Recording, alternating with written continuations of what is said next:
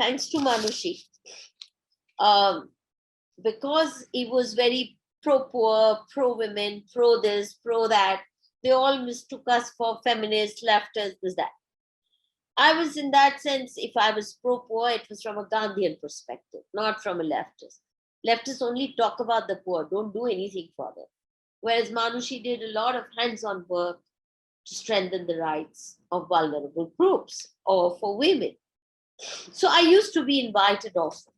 However, once they understood that I was not a Tista Setalwar, I was not into Hindu bashing, I'm not going to play the game that Arundhati Roy does for venom and hatred on her own country, then those invitations stopped. So clearly they don't invite people to come and enlighten them about what's happening in India.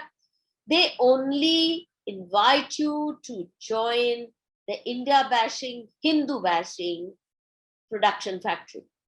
That's what you're supposed to become, which is why I had to pull back and say, don't need your invitations. I can live without them.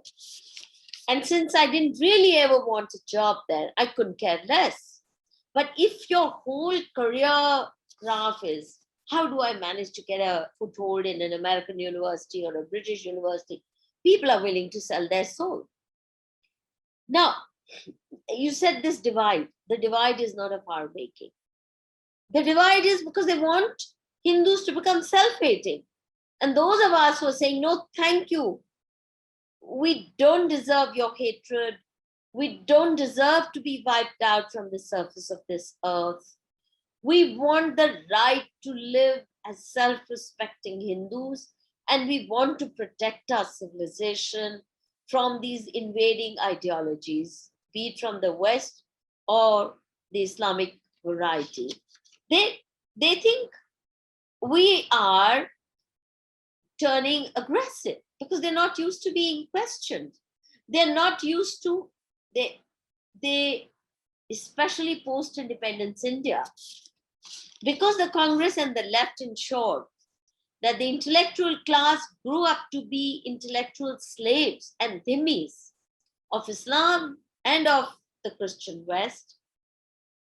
They can't stomach the idea that many of us are saying, no, thank you, this is not acceptable to us.